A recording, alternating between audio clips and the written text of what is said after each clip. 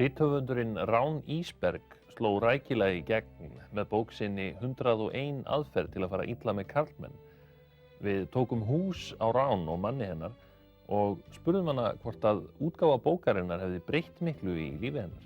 Já, ég fræg. Ég vissi alltaf að ég yrði einhvern tímann fræg og dáð. Ég núna með aðdáendaklúbb og ég hef ekki við að svara aðdáendabréfum og spurningum hvenna listina að fara illa með karlmenn. Nú hefur bókin valdið töluverði togstreitu á heimilum landsmanna. Hefurðu áhyggjur af því að hún hafi kannski átt þátt í því að skemma fyrir hjónaböndum og svona? Fyrirgefðu, en við vitum þau auðvitað allar að íslenskir karlmenn eru aumingjar sem vilja láta fara illa með sig. Þeir hreinlega bjóða upp á það. Ég bendi bara á nokkrar skemmtilegar aðferðir til þess, það er allt og sumt.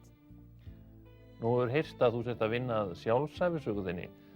Er eitthvað til í þeim orðrómi? Já, ég neita því ekki.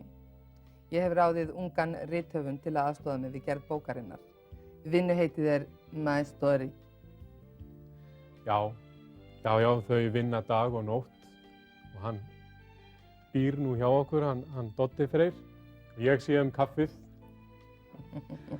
Þetta var yndisleg ferð.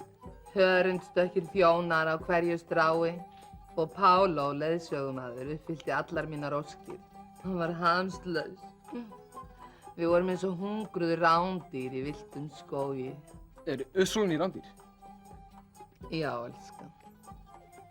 Jæja. Nei, Siggi minn. Við vorum einmitt að tala brúðkaupsferðina okkar, elskan. Já, hún var nú alveg frábær. Já, ég skemmti mér mjög vel.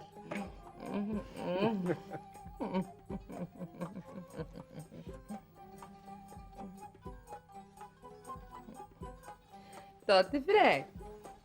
Einu sinni var Siggi svona stæltur eins og þú. Lofaði mér því að halda þér í formi svo endur ekki eins og hann Siggi. Það bara má ekki. Það er svo mikið synd, það bara má ekki. Megum við eiga von á opinskáum lýsingum í ævisögu þinni? Bókin á eftir að vekja athygli. Ég skal lofa þér því. Og þú skrifar náttúrulega hjónaband ykkar Sigurðar? Að sjálfsögðu. Og dreg ekkert undan. Já, ég verð að viðurkenna það að ég töluvert spenntur. Ég hef nú ekki fengið að kíkja í handritið en ég verð bara að bíða. Þú ert í bókinni, Siggi minn, ég lofa þér því. Hún á eftir að koma þér skemmtilega og óvart. Já, það verður gaman. Loka spurning, Rán. Nú þekkjum við þig sem ögrandi rithöfund og andlit á forsíðum blaða og tímarita.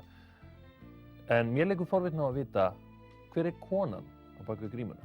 Það er ég, Rán, viðkvæm, móðurleg og umhyggjusöm. En umfram allt, kona.